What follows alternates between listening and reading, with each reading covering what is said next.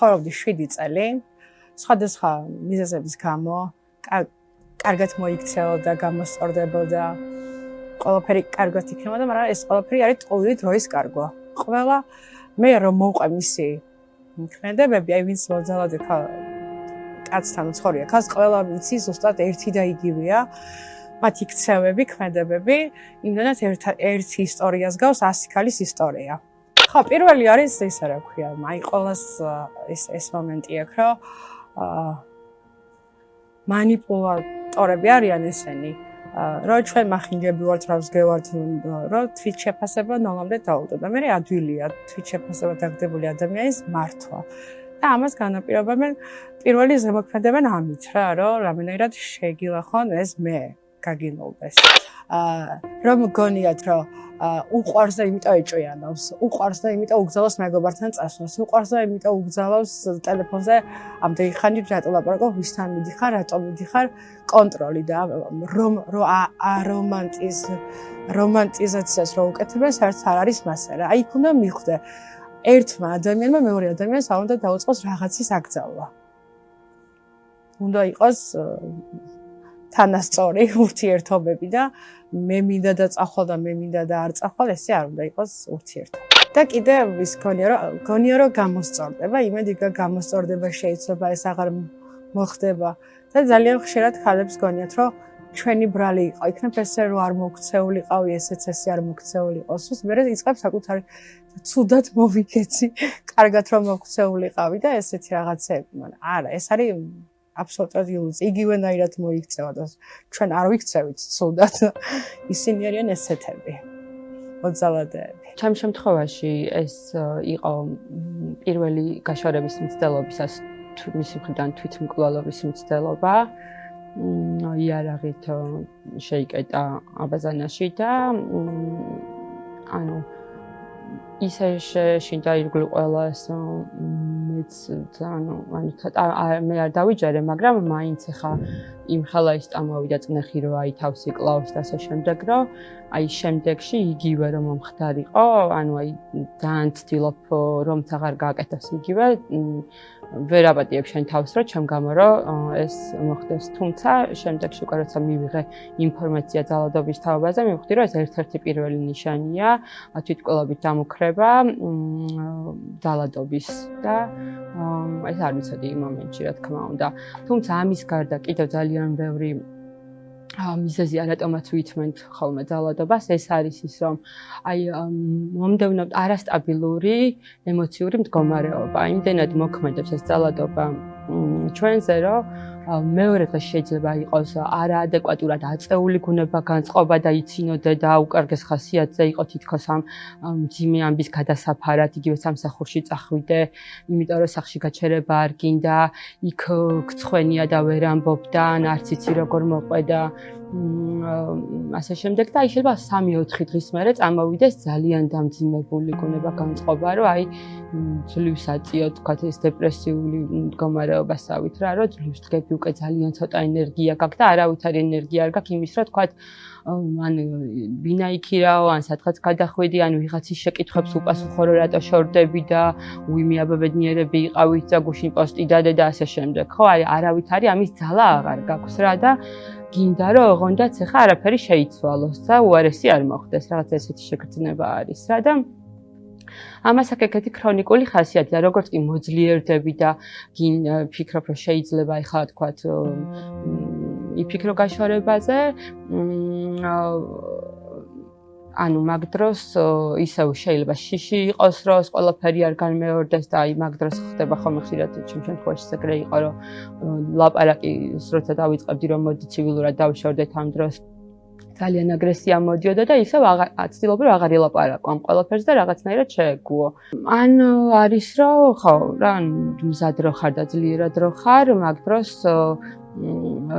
ისეთ რაღაცას ჩაიდენს, რომ ისევ აგრევს ძალიან და ისევ აღარ გაქვს ამის თავი რომ გადახვიდე და გარედანაც ძალიან იყო წნეხი, რომ აი კარგი ქალები, მამაკაცს რაღაცა წარმატებაში ეხმარებიან და რაღაცა ეს ნარატივები მოქმედებდა ხოლმე ჩემზე და ძალიან სულ მქონდა ის თვითგვემა, რომ იქნებ რაღაცას არასწორად ვაკეთებ და აი ძალიან ბევრი მუშაობა დაჭირდათ ჩემზეც, რომ ეთქვათ, რომ არა, ანუ შეიძლება რაღაცა შეცდომები რა თქმა უნდა მქონდა, მაგრამ არა იმხელა, რომ ამის საპირწონედ ამდენი მომეთმინა და ამდენი არასათანადო მოპყრობა ჩემს მიმართ მომეთმინა.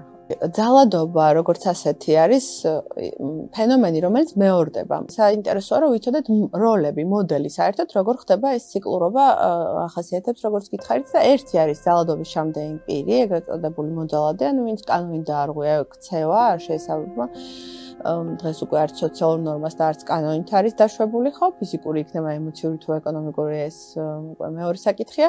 მეორე ეს არის ადამიანი, რომელიც არის ეგრეთ წოდებული განტევების ვაცი, ვინც იტანს ამას ყველაფერს, განიცდის, აისახება მის ფსიქიკურ ჯანმრთელობაზე, ასევე სოციალურ ცხოვრებაზე უამრავი სიმპტომი აქვს ესეთ ადამიანს და თან ძირითადი მახასიათებელი ეს არის, რომ პასუხისმგებლობის აღება უჭირს თავის ქცევაზე, მინდობილია უფრო ამ დინებას, იმიტომ რომ ეს ძალადობა განცდილი ქალისთვის გადაწყვეტილების მიღება და პასუხისმგებლობის აღება უფრო ძალადობასთან ასოცირდება, რომ ამას შეიძლება კიდევ უარესი მოყვეს ძალადობის ჩამდენი პირისგან. ხშირად არის რომ მამაკაცია, იმიტომ მოხსენებული მოძალადედ რეალურად იმ ფენომენიდან გამომდინარე, რომ ფიზიკურად უფრო მეტი ძალა აქვს, ვთქვათ, პატრიარქატში კაცს და ხშირად ემოციების მართვაც მამაკაცებს ბევრად უფრო უჭირთ, უფრო ვიტყოდი, რომ მსხვერპლისთვის დამახასიათებელი რომ ვერავინ დაეხმარება ესეთი ფიქრები იმ პროცესში და მესამე როლი არის მხსნელის როლი, რომელიც ჩვენშიც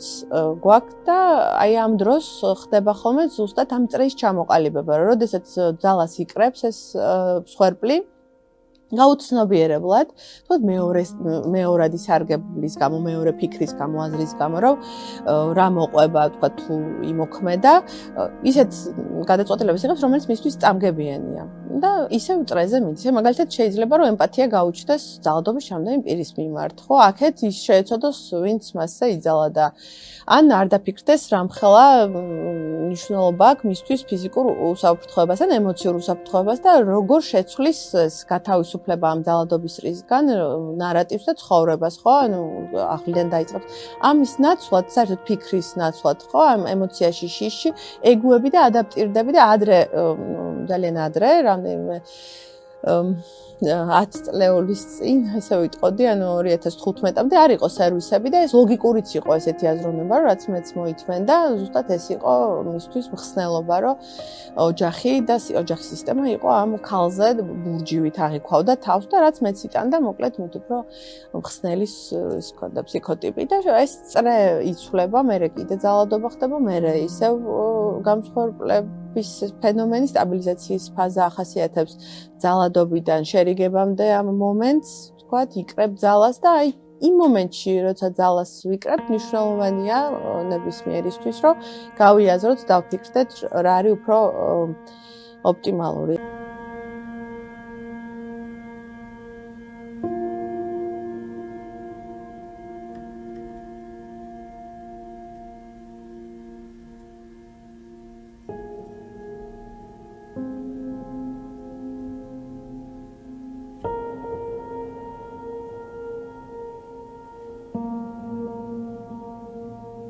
წელი მე ვიცხოვრე არ ვიცი რა დავარქვა მაგას, ეს იყო საშინელებაზე უფრო მეტი წლები, როცა შენზე ძალადობს არა მხოლოდ ქმარი, არამედ ძალადობს მულიც, ძალადობს დედამთილიც, დედამთილიც კი. ჩვეულებრივი ურთიერთობა მქონდა, სანამ ჩვენ ცხოვრობდით ცალკე.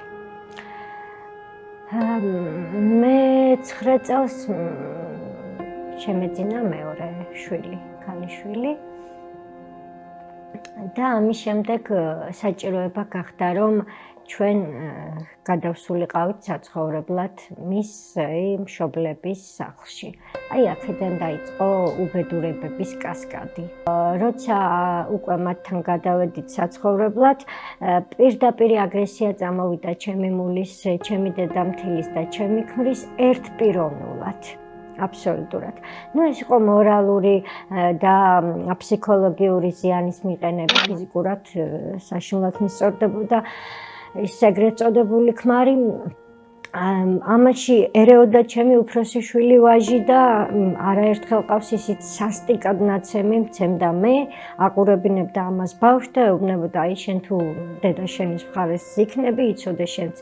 მცემდა სასტიკად ქამრით. მე ამის სიმოყოლა ძალიან მიჭირდა. მთელი ჩემი ცხოვრება იყო აბსოლუტურად დაკავებული და დაკავშირებული ჩემი შვილებით და მეტი არაფერი აბსოლუტურად. მუშაობდი პროფესიითაც, ყოფილი ჟურნალისტი ვარ, ყოველთვის რაღაცას ვაკეთებდი, მაღაზია მქონდა რაღაცა, არასოდეს არ ვიყავი დაუსაქმებლად, ყველაფერს ვაკეთებდი, მომსახურების სფეროშიც მუშაობდი, იმიტომ რომ ვიცოდი რომ მე არ მყავდა გვერდით ისეთი ქმარი, რომელსაც შეეძლო ოჯახის მართვის. ფიზიკურად ვშრომობდი. 34 წლის ასაკში ამდენ ცემატყეპას, ამდენ შეურაცხყოფას და ამდენ სულში ჩაფურთხებას სამწუხარო ლოგიკური შედეგი მოყვა. მე კუჭის ავტვისებიანი სიმსივნე დამემართა კარცენომა. თქვენ წარმოიდგინეთ, ამ ჩემს დიაგნოზსაც კი ამბობდნენ, რომ მე ამას ვიგონებდი ყურადღების მიქცევის მიზნით.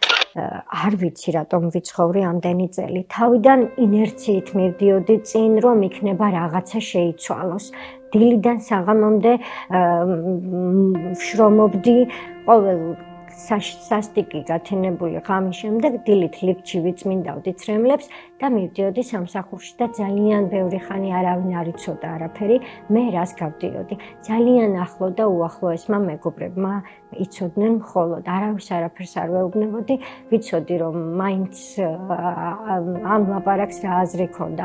არ ვიცი რას ვუფრთხოდი, იმას რომ მე არ მტკენო და უფრო მეტად, არ ვიცი იმას რომ მაინც ვერაფერს შევცვლიდი და ვერსად გავიქცეოდი. სად უნდა წავსულიყავი, უკვე აღარ მქონდა ჩემი ბინა და ვის მივადგებოდი ესე ორ-ორი შვილით და იმ წირი ხელფასით, რასაც მე გამოვიმუშავებდი ჩემი მონური შრომით. ვერ წახვალ ესე მარტივად არ არის. მე ვიყავი არაჩვეულებრივი დედა. იმიტომ რომ მე თვითონ ობოლს მინდოდა რომ ყველაფერი გამეკეთებინა ჩემი შვილებისთვის ის, რაც მე დამაკლდა არამატერიალური თვალსაზრისით, უბრალოდ გვერდით დგომით და უბრალოდ სიყვარულით და იმით. მე მინდოდა მე მეგობრა უფროსთან გამომივიდა, უმცროსთან ვერა. დილიდან საღამომდე როცა გასული ხარ და შენი შვილი გინდა არ გინდა მაინც რჩება ბებიასთან და მამიდასთან, ის წვეთები როგორც არის ხომ იცით რომ ხერომს ეძახი გახმება და რაღაცა, ხო ზუსტად ესე მოხდა. ვატყობდი რომ ნენელა ჩემი გოგონა აბსოლუტური ის გახდა მონსტრი ჩემთან დამოკიდებულებაში. აბსოლუტურად მაიგნორებდა, კვირაში ერთხელაც არ მელაპარაკებოდა. კოვიდის დროს მანამდე 2 წლით ადრე ჩემმა შვილმა ვეღარ გაუძლო ამას ყველაფერს უფროსმა შვილმა და წავიდა ქირით. სულ მეუბნებოდა რომ ანი დაამთავრე, არ შეიძლება ესე გაგრძელება. შენ თუ გინდა რომ შეეწირო მსხვერპლად იქაურობას, მე არ მინდა, მე მჭირდები, მე მინდა რომ დედა მყავდეს გვერდით და მოკლედ კოვიდის პერიოდში როცა უკვე ჩავიკეტეთ და გაუსაძლისი გახდა ერთად ყოფნა, ჩემს შვილს თავისმა ბინის პატრონმა დააცლევინა ის ბინა, ჩვენ სხვა ბინა ვნახეთ მალევე. არ ვიცოდით ხვალედაზე რა იქნებოდა, ისე როგორც არ იცოდა არავინ მთლიან მსოფლიოში. 31 კილოს ვიწონი ამ დროს, მაქვს რეციდივი, მასზე დართული ანორექსია, ეს რა თქმა უნდა ყველაფერი სტრესებიდან, იმიდან ხო ვერ შეჭამ, როცა სტრესის ქვეშ ხარ, ეს არ შეიძლება ესე მარტივად ამის ყველაფრის გადატანა და ჩონჩხივით ვარ, ძვალზე გადაკრული ტყავი, ის კი არა და სულ რაღაცა ისეთ ტანსაცმელებს ვიცმევდი, რომ არ გამოვეკდე ნიკო რატომ, რომ არ შემჩნეოდა, რომ მე ძალიან ცუდად ვიყავი და არ ვიმჩნევდი ამას ყველაფერს, რომ ის მცირედი შემოსავალიც არ დამეკარგა, რომ მქონოდა რაღაც 1-2 ლარი.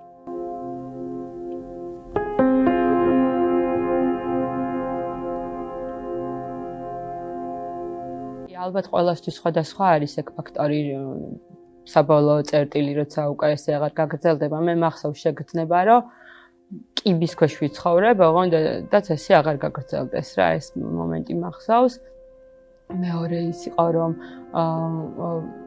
უფრო დიდი მხარდაჭერა მჭირდებოდა ბავშვს ჰქონდა ჯანმრთელობასთან დაკავშირებული პრობლემები და ძალიან გრძნობდი რომ მარტო ვიყავი და ამ დროს ორმაგი ჩართულობა გვჭირდებოდა რა და მისი მხრიდან ძალიან მჭირდებოდა მეც მარტო ძალიან რთული იყო ამასთან გამკლავება იმიტომ რომ საჭირო იყო ფინანსური რესურსი დახმარება ფიზიკური რესურსი და რომ ხედავდი რომ ამას არ ქონდა ამდენი ზრუნვის სურვილი, უნარი, იმ დროს შესაძლებლობა ხო არ უარყოფით კონტექსტში რო არ შევხედოთ, ხო?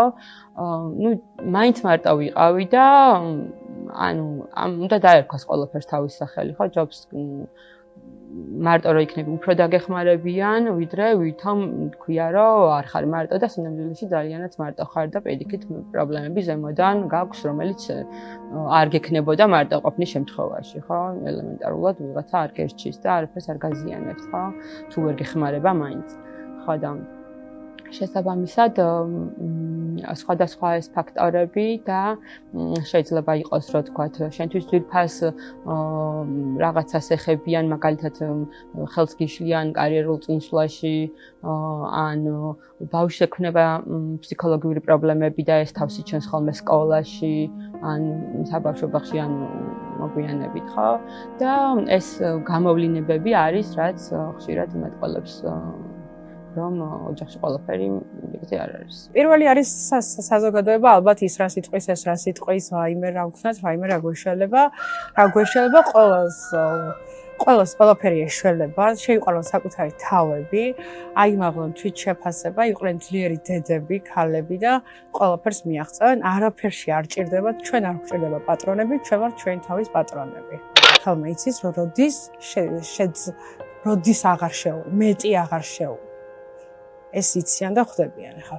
ჩემზე რომ მოვყვე დიდად მათ საინტერესო არ იქნებოდა ჩემთვის, ჩემი შვილებისთვის არ მინდა ამის გაჟღერებაც კი არ მინდა. ძალიან რთულია, მაგრამ ისედაც ხორთულია ცხოვრება. რაღაცას უნდა მოეჭიდო, რაღაცამ უნდა გაგაძეო. ალბათ უფრო ეს რაღაცა და ვიღაც არიან შვილები.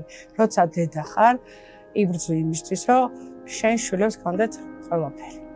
პირველ რიგში სითბოს იმშვიდე და ადამიანური ყოფა. აი ზოგი მეგობართან წოხს რა ვაიმე რა დღეში ვარ ზოგი ვიღაცასთან წოხს ზოგი ვიღაცას უჯერებს ზოგი თავის თავთან აღმოაჩენს რომ მართლა აღარ შეიძლება ცხოვრება არ არსებობს ადამიანი რომელიც ბოდელოცენ ცხოვრობს ეს ვერ გაიაზროს რომ ტყვეობაშია ცუდ დღეშია ცუდად არის ესეთი რაღაცა არ არსებობს ხდება და საბოლოოდ ალბათ მიდის იქამდე რომ უნდა დააღწიოს თავი მე 13 წელი ვირთმენდი ამ სისასტიკეს ნომერ პირველი ეკონომიური მდგომარეობის გამო იმიტომ რომ ორი შვილით ვერ მიადგები ვერავის და ვერც შეუქმნი იმ პირობებს რომ ბინაც იქირაო აჭამოკიდეც გამოკვებოკიდეც განათლებაც მიცე შეშვილებს ვერ გადავდგი ეს ნაბიჯი იმიტომ რომ მიუხედავად იმისა ჩემი შვილი ფეხზე იდგა ვერ დავაწვებოდი ჩემ შვილს კისერზე და მისი ღამეების ნათენები ფულით მინდოდა რომ მე მისთვის არ ყოფილიყავი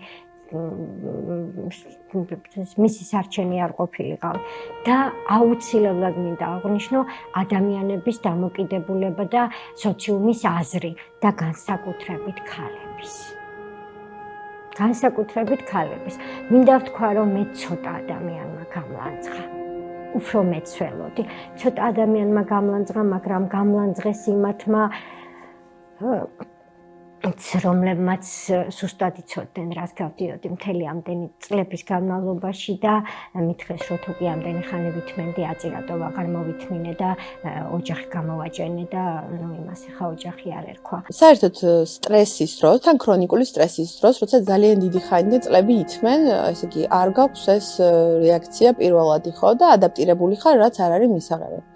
არსებობს, რა თქმა უნდა, თავდასხმა, რაც გამოიხატება ხოლმე ამ შერიგების ფაზაში ემოციური კონტექსტით, ხო? დანაშაულის გზნობა ძალადობის ჩამდენ პირს და აქ მერე იმედი ცხოვრობს ზოგჯერ, ან რა ვიცი, სხვა არგუმენტი, რის გამოც უღირს და იგივე წრეზე ბრუნდება, მაგრამ არსებობს გაქცევის, თავდასხმის და აზროვნების გათიშვის, ეგრეთ წოდებული გაშიშება, გახევების, აი გაქვავება, ვერაფერს გრძნობენ ხოლმე მსხვერპლები არის ესეთი ეტაპიც. მწვავე სტრესის მერე უნარი, ადამიანებს გვაქვს ეს უნარი, ჩართვის, ურთიერთობის და თუ ძალადობის ჩამდენ პირს, ანუ პარტნიორს არ აქვს ეს უნარი, რომ კომუნიკაცია შეძლოს, თუნდაც ბრაზის შემდგომ რაღაც პერიოდის მერე როცა გაეცლები და თუ არ აქვს ეს უნარი შეთანხმების, მაშინ ამ ადამიანთან აი ეს წრეზე წასვლა და მეორე შანსს რო ეძახიან ან დაბრუნება წრეზე გამორიცხავს პოზიტიურ შედეგს. ანუ ვერ მოხდა იხო ვილაპარაკე რომ მიზანთან მიმართებაში შეიძლება შეთანხმება უსაფრთხო გარემოში შესაძლებელია ხო შემუშავება რომ აი როდესაც მტკივა ემოციურად როგორ გამოვხატო კაი ყვირილი არ მოსულა შეურაცხყოფა არ მოსულა მაგრამ აი რა გავაკეთო ხო ამის ალტერნატივა კიდე არის ის რომ გააზრება რომ ამ ადამიანს არ აქვს ის უნარი რომ გააცნობიეროს რა ზიანს აყენებს სხვას ან არ აქვს მორალი რომ ზიანი არ მიაყენოს თავისზე უფრო სუსტს და ეს ადამიანთან რა თქმა უნდა რომელიც ჩაჭიდულია რომ ეს მსხვერპლი რაც შეიძლება დიდხანს ყავდეს ეს ზემოქმედების ქვეშ აღარ ღირს ურთიერთობის გაგრძელება და ამით შეიძლება ლაკმუსივით რომ მივხვდეთ აი სად არის შანსები და სად არ არის შანსები თუ ქცევა ცალსახად იცვლება გააზრების საფუძველზე ესე იგი ადამიანს ამ გაქცევის გაყინვის და თავდასხმის მიღმა აქვს კიდე ამ სოციალური ურთიერთობის უნარი რომელიც 3 მილიონი ნახევარი წლის წინ გაგვივითარდა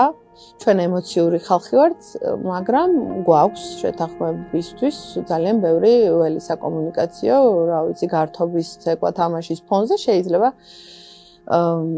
შეკავშირება პარტნიორთან და deep talks ეძახიან, ხო? ანუ ესეთი საუბრები, რომ პრობლემა აღმოიფხვრას და არ იყოს მარტო ემოციურ პატიებაზე საუბარი, იყოს გააზრებაზე და აი ზუსტად რა ხდება ხოლმე ამ კონფლიქტის წინაპირობა რა არის ამაზე შეთანხმება თუ არა და რა თქმა უნდა გაქცევა და თავდასხმას არ ვიტყოდი რომ მიმართოს პოლიციას უფრო სამართლიანობის აღდგენის სურვილი თუ აქ ადამიანს კარგი იქნება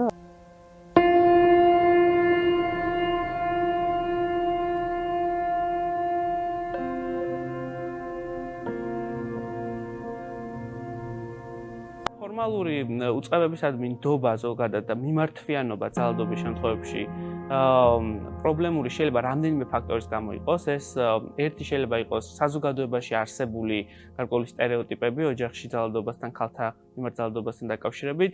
მეორე შეიძლება იყოს თავად პოლიციელების და უწყებების ასე ვთქვათ არასენსიტიურობა და შესაბამისად მათდამი დაბალი ნდობის არსებობა თავად მსხვერპლების მხრიდან.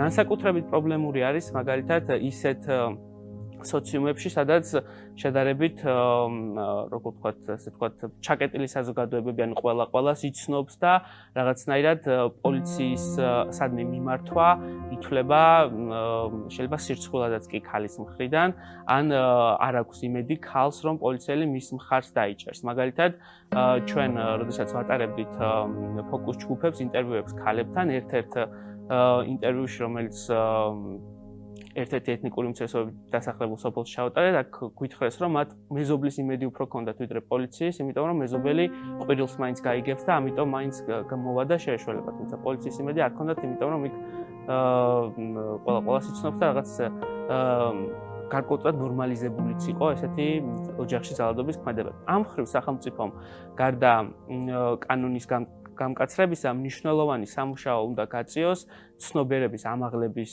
კუთხით, როგორც მოსახლეობაში, ისევე ინსტიტუციებში მომუშავე ადამიანების, მაგალითად პოლიციელების, პროკურორების და ასე შემდეგ მიმართ. და ორივე შემთხვევაში ერთის მხრივ ადამიანებმა, ქალებმა იცოდნენ თავიანთი უფლებების შესახებ, მეორეს მხრივ პოლიცია რეაგირებდეს გენდერულად სენსიტიურად ძალადობის შემთხვევებზე. დავწერე მოკლედ განცხადება, ანუ საჩივარი, რასაც ქვია და რა თქმა უნდა დავწერა ისიც, რომ ჩემი შვილიც გადიოდა ამას ყველაფერს და უფრო მეტადაც კი არ მოყვები იმ საშინელებებს ჩემი დაცვისთვის რეები, მინა გადაამტვრევინა ერთხელ კარების მინა და მოკლედ არ შემიძლია ამების მოყოლა და ეს ძალიან რთულია ჩემთვის ეს იყო არ ვიცი მე სისასტიკეზე უფრო მეტი და მართლა ვერ გეტყვით რა ძალა გამაძლებინა და როგორ გადავიტანე ეს ყველაფერი. მოვყევი ყველაფერი ძალიან გამწარებით, ძალიან გაჭირვებით, ძალიან ძნელი ყოფილა ჩვენების მიცემა. იმდენად ძნელი ყოფილა, რომ აი არ ვიცი. როცა განცხადება დავწერე და საჩივარი დავწერე უფრო სწორად, მე შემომთავაზეს, რომ თავშესაფარში წამიყვანდნენ 2 თვით. ან მუხიანში თუ სადღაც ქალაქის რომელიღაცა იქითუბანში, ან გორში. და მე არ მინდოდა. ავდექი და წავედი და ჩემს ქირით ცხოვრებ იმჟამად უმუშევრად დარჩენილ შვილს მივეკედლე.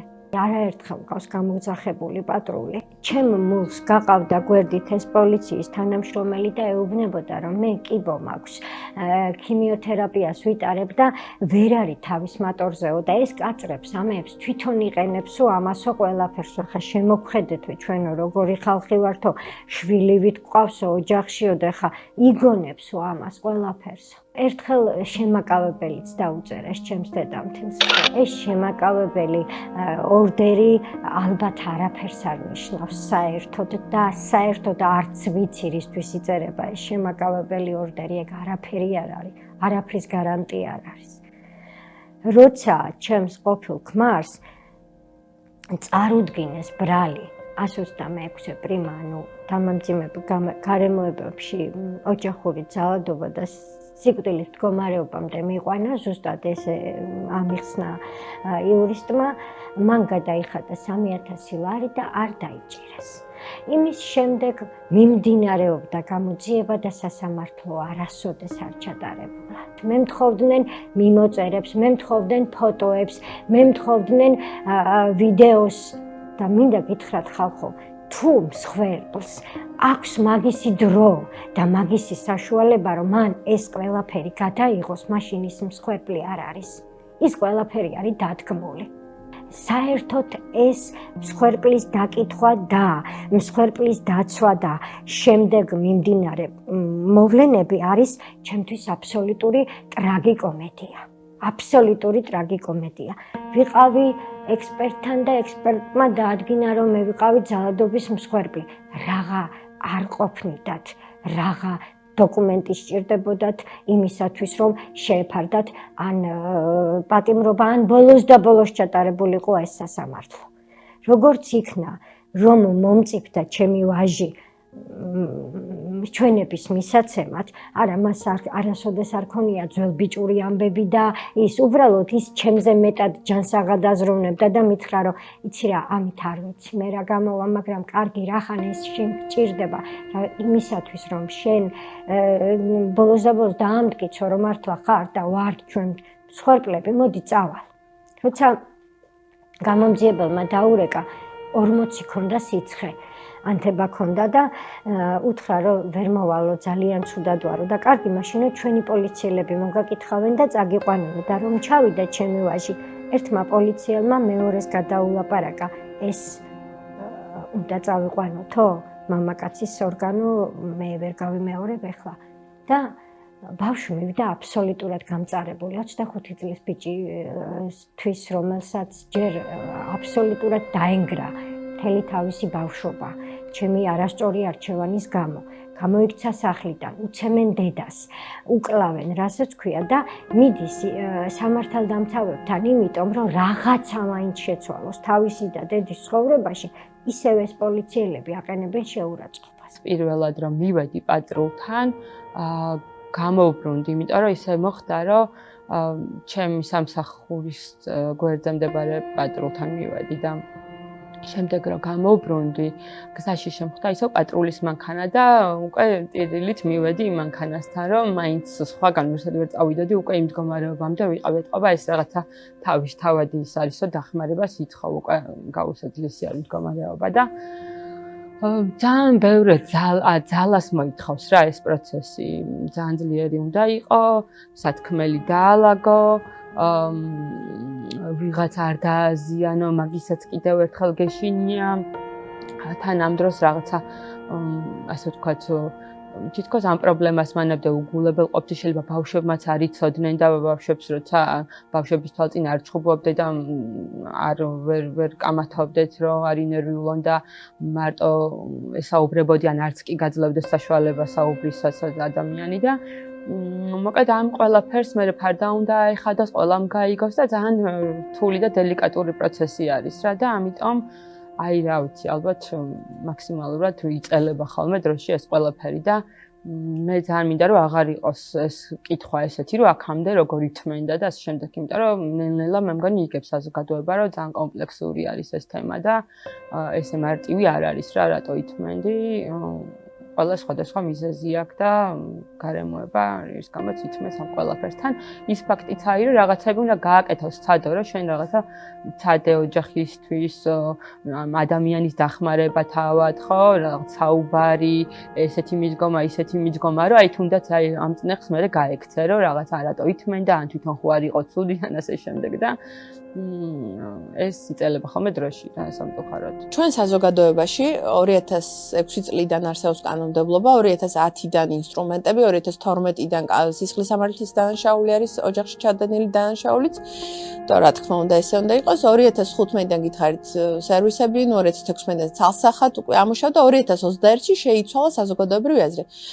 რას ნიშნავს ეს, რომ საზოგადოებრივი აზრი შეიცვალა, ასე იგი ატანა და ბოლომდე მოთმენა ეს ბოლო წვეთამდე აღარ არის გამართლებული საზოგადოების მიერ, მაგრამ არც ნულოვანი ტოლერანტობის არსი, როგორც ასეთი, ესმის ამ ადამიანს, რომელსაც ადრე ჰქონდა ეს მოთმინება გამჯდარი და რატომ არის აუცილებელი რეაგირება, ვერ აცნობიერებს.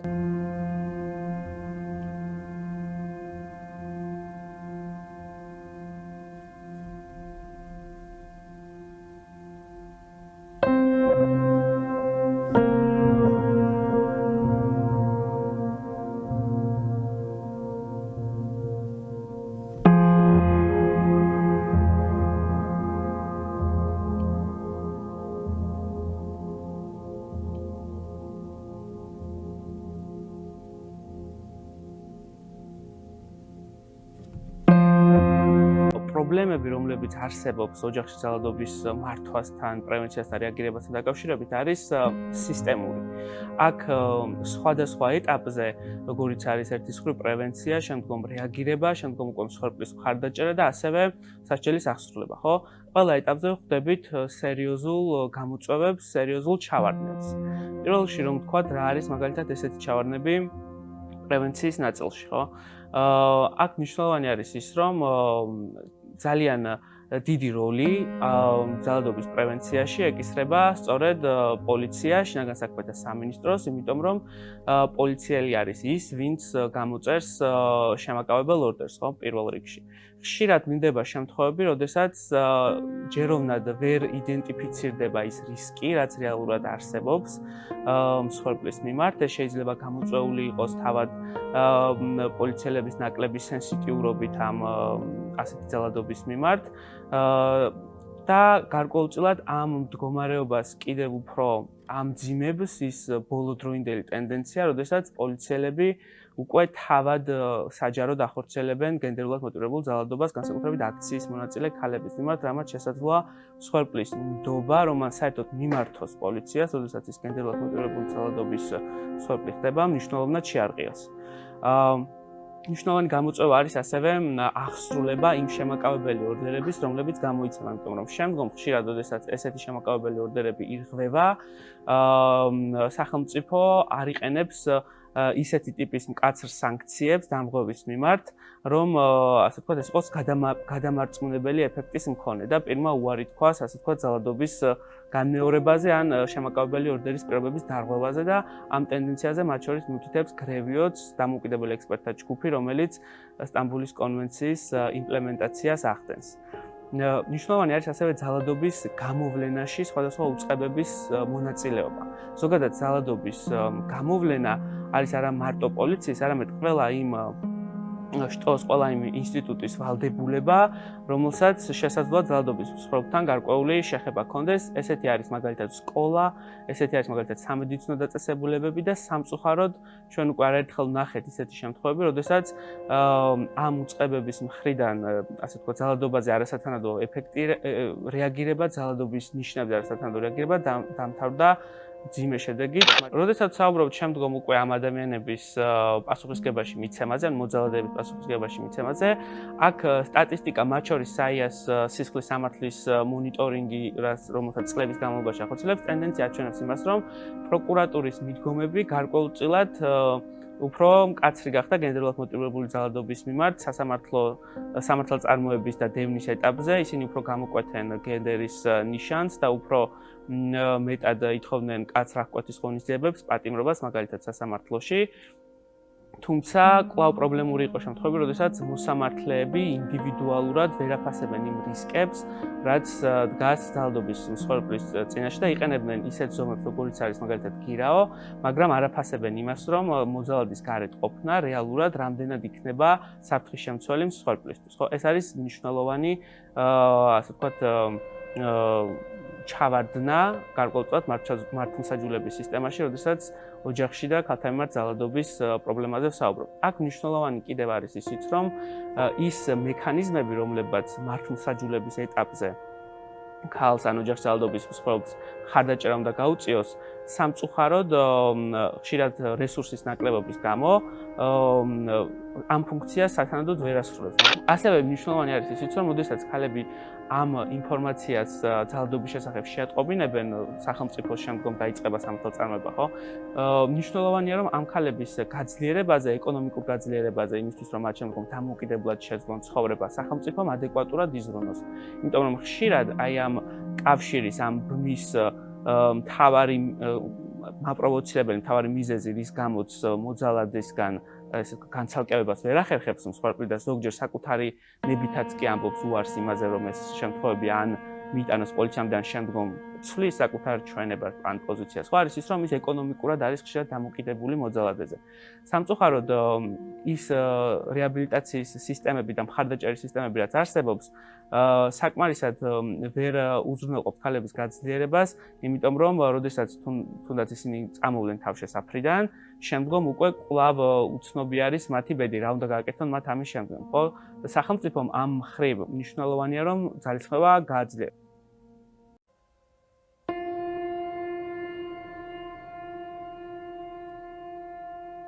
მე არაერთხელ მისაუბრია იმ ძალადობის შესახებ, რომელიც მე ბავშვობაში გამოდის ესე, ხო, 17 წლის გავთხოვდი, 17-18 წლის მქონდა.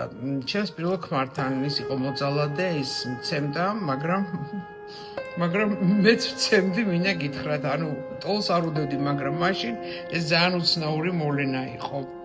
საერთოდ ძალიან ძნელი არის ოჯახური ძალადობის სიტუაციიდან თავის დაღწევა. მაშინ უფრო ძნელი იყო და ეხლა უფრო ადვილია.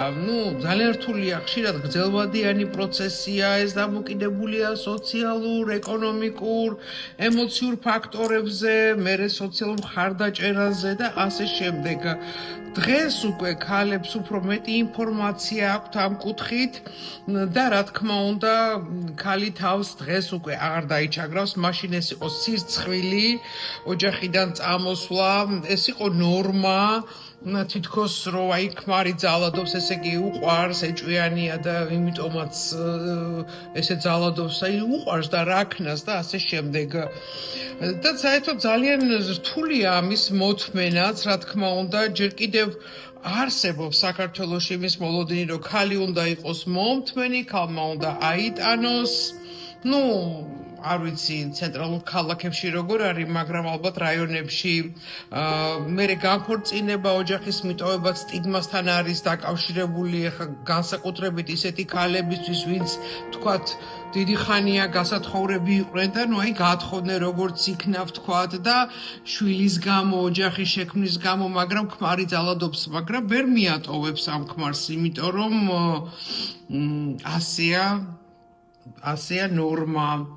მაგრამ თუ ხალი ფსიქოლოგიურად ძლიერია, მას აქ მხარდაჭერა ოჯახის მხრიდან, ახლობლების მხრიდან, სოციუმის მხრიდან, მაშინ ის არაფრის დიდებით არ დაექვემდებარება ამ ძალადობას და აუცილებლად გაეცლება ამ სიტუაციას და ასეთი მაგალითები ძალიან ბევრი გვაქვს. მადლობა ღმერთს. ძალადობის რომანტიზირება, რა თქმა უნდა, ეს არის ესე იგი მცემს, ესე იგი უყვარვარ, ეს არის დამღუპველი, ეს არის ხაფანგი და ქალებისთვის მსგავსი მესიჯის მიცემა და მსგავსი მესიჯის გატარება ეს უკვე საშინელ ხაფანგში მოქცევას ნიშნავს. აი იგივე ლაპარაკი კაცია და ეხა ეჭვიანობს და ეხა აბა რას იზავს და ასე შემდეგ. ხშირად კიდევაც ცდილობს რომ გაამართლოს მოძალადის ქმედება და ესეც ძალიან ცუდი მომენტია. ძირითადად კიდევ არის ესეთი მომენტები, როდესაც მოძალადე ამბობს, რომ აი შენს გამო ვარ მე ესე, შენ გამხადებ მე მოძალადე. ესეც ძალადობის ფორმა არის და ეხა მე NGO-ში არ მუშაობ და არ ვიცი ეს დეტალები, მაგრამ დღეს უკვე საქართველოში არსებობს ძალიან ბევრი დახმარების ცენტრები, სადაც ქალებს შეუძლიათ თავი დააღწიონ ასეთი ძალადობისკენ.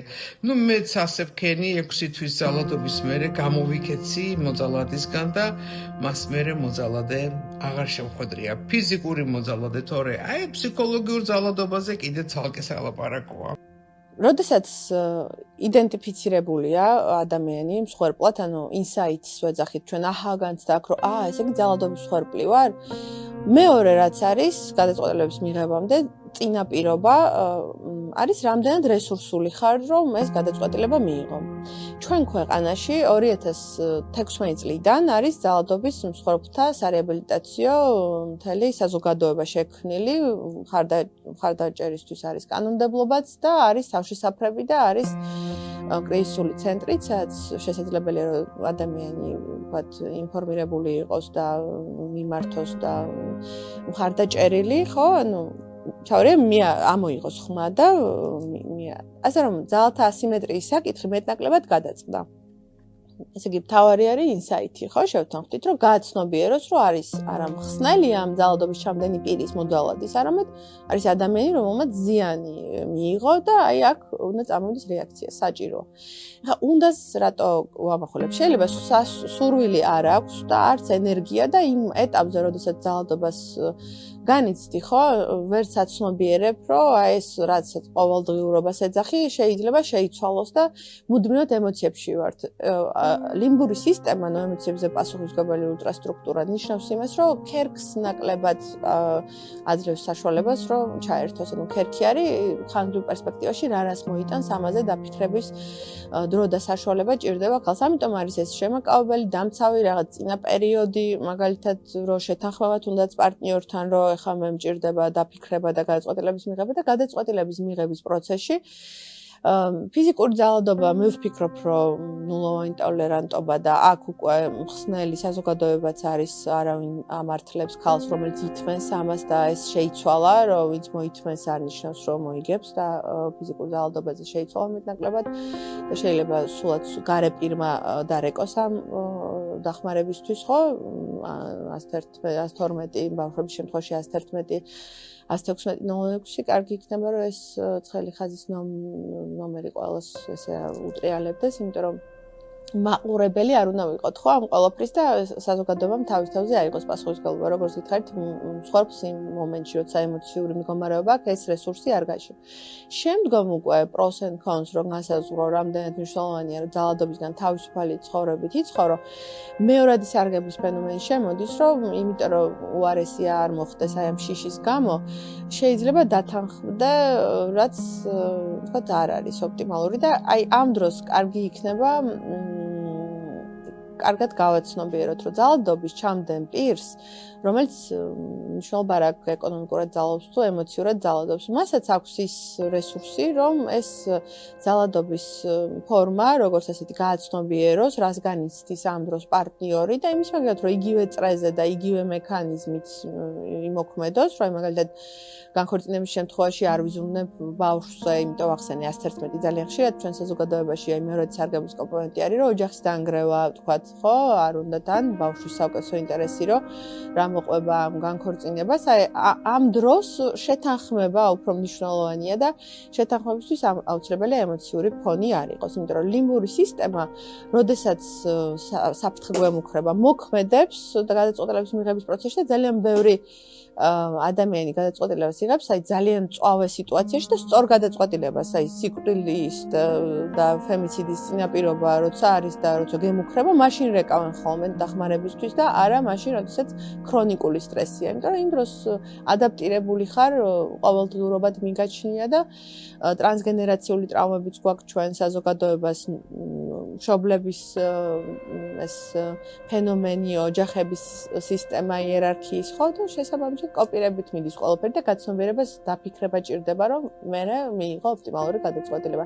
ძალიან მნიშვნელოვანია შენ თავს აჯობო კი არა, არამედ შენი თავი ძალიან გააძლიერო და რაღაცნაირად აი ეს დამხმარე წრე შეიძინო, ანუ მხარდამჭერი ადამიანების სახით, მხარდამჭერი ქალები, თანამშრომლები, მეგობრები, ფსიქოლოგები თუ ასე შემდეგ, რომლებიც ისე გაგაძლიერებენ, რომ შემდეგ უკვე რამენაირად გაუმკლავდები იმ პრობლემებს, რომლებიც წინ გელოდება. ნამდვილად ეს არ არის, რომ უმარტივესი ნაბიჯი, რომ გაშორდი და ყველაფერი უბედნიერესი იქნები, თუმცა ამ პრობლემაში დიდხანს დარჩენა იწვევს უფრო ბევრ ფსიქოლოგიურ, ფიზიკურ, სომატურ და მენტალურ პრობლემებს მსხვერპლებისთვის, რა, ჩემ შემთხვევაშიც ასე მოხდა, მოგვიანებით გამოვლინდა ჩემ შემთხვევაშიც ძალიან ბევრი ფიზიკური და მენტალური სირთულეები რა. ამიტომ ძალიან მნიშვნელოვანია, რომ საკუთარი თავი მაქსიმალურად გავაძლიეროთ, არ იყოს თვითგვემა და დანაშაულის განცდა და პირიქით, ანუ გავძლიერდეთ, ვისაუბროთ მეტნაკლებად, ანუ ის არის ხოლმე, რომ არ ვლაპარაკობთ გვეშინ, არც ვიცით ზოგჯერ როგორ ვილაპარაკოთ, იმიტომ რომ ერთ დღეს არის რომ გვეჩხუბებიან, მეორე დღეს უყარვართ, მესამე დღეს არაფერი არ ხდება საინტერესო, საერთოდ არ ვნახულობენ, ან ასე შემდეგ, ან უარყოფაში ვართ და ძალიან ძნელია აქედან გამოერკვე რა, ამიტომ აი ძალიან უნდა გავძლიერდეთ, რომ მე შევძლოთ ჩვენ თავს მივხედოთ, ბავშვებს მივხედოთ და ასე შემდეგ. არ ვიცი, სახელმწიფო ეხლა მაინც არის და ჩვენ ბებიებს, დედებს და მათ არ ქონდათ ამის ფუფუნება. ეხლა ის ფუფუნება არსებობს, რომ დარეკონ 112-ში და ყველაზე მინიმუმ შემაკავებელი ორდერი გამოაწერიონ, ეს მათი აი მე მცხენია, მე მილიციაში ვერ დავრეკავ, ეს არ დავრეკავ და რაღაცა. უკვე გადადგან ის ნაბიჯები, რომ მათ სიცოცხლე შეინარჩუნონ, მათ თავიანთი თავისთვის და თავისი შვილებისთვის ყველაფერი გააკეთონ. ნუ ერიდებათ, ნუ ცხენიათ, გაძლიერდნენ. ამიტომ თავარი რომ უნდა გადადგა ეს ნაბიჯი, თუ კიდე იყო ძლიერი. თუ მეზობელი რა სიტყვის და უხერხულია, ამით ვერასოდეს ვერ დააღწევენ თავს სამწუხაროდ. არის ეს შიშები, მაგრამ სხვა რეჟიმში ვეღარ ვცხოვრობთ. უნდა ვიყოთ ძლიერები, სხვა რეჟიმის უფლება აღარ გვაქვს. ვერ დანებდები, მასთან ვეღარ იცხოვრებ და ნუ შეეშინდებათ ნურაფრის რა. მე თუ ვიპოვე ის ძალა, რომ ვიყოთ მოკიდებელიც მათ ეს ქალების დარწმუნებული უნდა ეს ადამიანებიც იპოვიან ამ ძალას. რომ შეძლონ ანუ ნახეთ როგორი რაღაცა მე ყველა ერთფერე ჯაჭვია, ხო? აი ეს ცუდი ჯაჭვიც არის და მე კარგი ჯაჭვიც მიდის. აღარ მოვა, აღარც ციხე ენდომება შენს გამო. აღარც ის ენდომება, აღარც ეს არ ენდომება. ოღონდ დააღწიონ ხოლმე, ნუ ეშინიათ, მე ეტაპობრივად ეს ყველაფერი ისე ლაგდება, როგორც აი სულ ქაოსი და არეული. მე დავრეკე 116 ნონოლეგში, სადაც ეს არის ქალების ძალადობის ის სადაც არიან არაჩვეულებრივი გოგოები, ყურადღებაც მომაქციეს, მათ გამომიძახეს პატრონი. თუ პირდაპირ 112-ში არ უნდათ დარეკვა, მათ გამოიძახეს პატრონი, მათ მოგვაქციეს ყურადღება, ფსიქოლოგიური დახმარებაც გაგვიწია. აი ყველანაირად გვერდში დაგვიდგნენ, როცა დამჭირდა.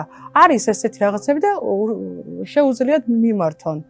ანუ რაღაცა სხვა სოციუმში ვცხოვრობთ დღეს და არაფერი არ არის უხერხული, არაფერი არ მე მგონია რომ ეს რაღაცები არ არის სირცხველი.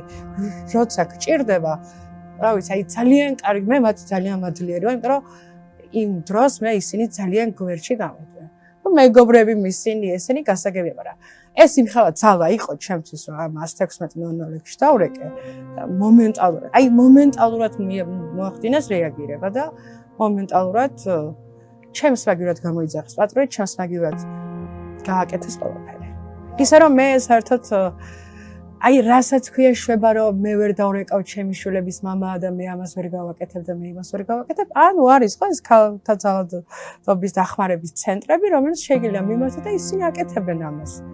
და რაღაცა ის თუ საკუთარ ეგოსთან ურჩევნიათ რომ თქვა რომ მე ხო 112 არ გამომიძახებია და ვერ კრიფავენ ამ 112-ს, შეუულიათ დარეკონ იქ და ყველანაირად დაუდგებიან, ვისაც საცხოვრებელი არ აქვს, იმათ ეხმარებიან. რაღაცა აი ყველანაირ იმას აცხოვრებენ უდგანან გვერდში. ხო რაღაცა პერიოდი, არა უშავს, ეგეც ძალიან კაი რაღაცა, ღამეს რო არ ათანებენ, ის რაღაცა ეს არ არის ხო სახელმწიფო ორგანო, რომელიც შეიძლება სახლები დაურიგოს. თავიდან ძალიან გამიჭირდა, ხა მე დიდ რაღაცებს არ ვაკეთებ, მაგრამ რასაც ვაკეთებ, მგონია რომ არაფრიდან შეუძლის რომ რაღაცა კონდეს, არავის არ ვთხოვე, ჩამირიცხე, მაჭამე, მიყიდე, არაფერი. ეს შეუძლია ყველა ქალს. მე მინიმალურს ვაკეთებ იმისაც, რომ მეტით რომ მქონდეს ჩემს შვილებთან და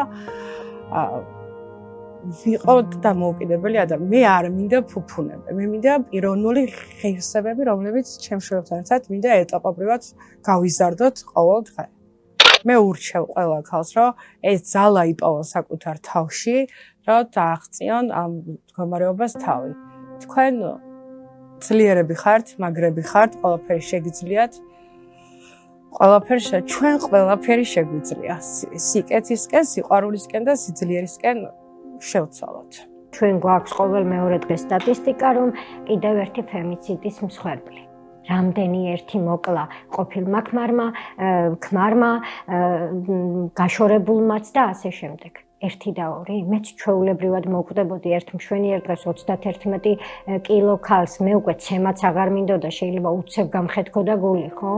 და მე არ მინდოდა სტატისტიკის კიდე ერთი ქალით გაზრდა. რაღაცნაირად ვიპოვე ჩემ თავში ძალა, ალბათ ჩემი შვილის გვერდში დგომით, ჩემი მეგობრების გვერდში დგომით, მათ გამაძლიერეს მე ჩემო მეგობრებმა და ჩემო ვაჟმა, რომ ეს ნაბიჯი ბოლოს და ბოლოს გადამედგა. სახელმწიფოსგან მსხვერპლი არ არის აბსოლუტურად არც დაცული, არც დაზღვეული, არც არანაირ დახმარებას არ გიწევს. მე მიკავშირდებოდნენ უამრავი არასამთავრობო ორგანიზაციებიდან და მთავაზობდნენ 1 კილო ბრინჯსა და წიწიბურას, რომელიც აუცილებლად უნდა გაეტელევიზორებინათ და აუცილებლად უნდა გადაეღოთ ვიდეო და სიმართლე გითხრათ, არ ჭირდება მსხვერპლსა და ცხოვრება დანგრეულ ადამიანს 1 კილო წიწიბურა და თანაც ამის ბედნიერებით გადაღებული ვიდეო. მე ყველა იმ ქალს მინდა ვუთხრა, ვინც ახლა გადის ამ ძალადობას. თუ წასასვლელი არ აქვს, თუ ყავთ მშობლები და თუ ყავთ დედმამიშვილები, აუცილებლად წავიდნენ. თუ ის მშობლები და დედმამიშვილები მათ ვერ მიიღებენ უკან რომ ხალხი რა სიტყვის, აუცილებლად გაიქცნენ თუ ოდნავ ამისი ჯანმრთელობა და ამისი საშუალება აქვთ. აუცილებლად გამოჩნდება გზა ხსნის, მე გადავრჩი. ქალმა რომელმაც ჩამოვთვალე ამდენი მდგომარეობა, მე გადავრჩი, აუცილებლად გადარჩებიან ისინიც. აუცილებლად და ის რომ აი შვილების გულისთვის ვითმენ, აი ეგ მცდარი აზრი ამოიგდონ, რადგანაც ძალადობრივ ოჯახში შვილები სიყვარულს ვერ სწავლობენ. მე მყავს 2 შვილი. ერთი მუდმივი დეპრესიით, რომელმაც გადაიტანა უზარმაზარი და დრო და დრო ეს ძალიან უმძაფრდება ხოლმე.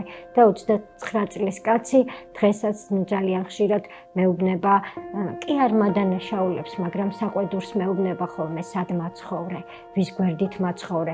თანაც იმ წლებში, როცა უკვე განვითარება დავიწყე, როცა ასე თუ ისე ცნობადი გავხდი, როცა ჩემი მაყურებელი მყავდა, ჩემი მსმენელი მყავდა, ხშირად მეუბნება ამას. და მე პასუხი არ მაქვს, რომ ამაზე კი რაღაც ყავს მეორე შვილი, რომელიც აბსოლუტურ ნორმად თვლის, რომ მოძალათეებთან ცხოვრება ჯობია, ქირით ცხოვრებას დედასთან და ძმასთან. პარალელურად ვიბრძოდი სიცოცხლის გადასარჩენად და მოხსე დაჩოქილი მათხოვრობდი თითო ლარს, ჩემს მეგობრებთან, უცნობებთან და ნაცნობებთან, იმიტომ რომ კიბო არ არის გრიპივით, გრიპსაც ვერ მოირჩენ ბოლომდე, ჭირდებოდა ძალიან ძვირადღირებული მედიკამენტები, რომლის უმეტეს წილი საქართველოში არ იყიდებოდა და მე საზღვარგარეთიდან მიგზავნდნენ ჩემი მეგობრები, სრულად უცნობი ადამიანები, არასოდეს არ მომეცავ იმისი საშუალება, რომ ამ ადამიანებისთვის მე ძალიან დიდი მადლობა მეთქვა. ნაცნობები, უცნობები და რაღაცნაირად გამოვძვერი.